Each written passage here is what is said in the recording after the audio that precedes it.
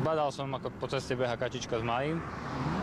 Zastal som a v kanáli som videl, že sa pohybujú ďalšie malé. 6 mláďat spadlo do hlbokého kanála krytého mrežou, ich mama sa k ním nevedela dostať a pobehovala po rušnej ceste. Všimol si ju okolo idúci vodič, ktorý neváhal zavolať hasičov.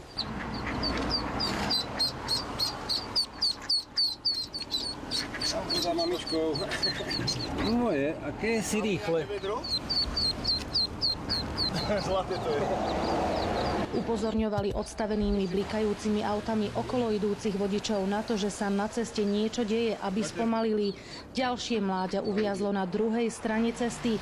Hasiči liezli do kanála popri autách, ktoré cestou prechádzali. V premávke si tak museli dávať pozor aj sami na seba.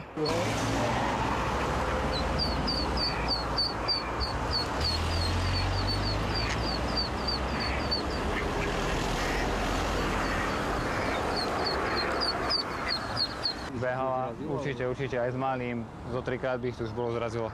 Kačacia rodina prešla z Hrona cez 2 dvojprúdovky plné aut. Hasiči ich naložili do vaku a odviezli späť k vode.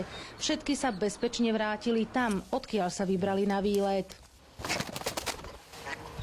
Oni pôjdu za ňou.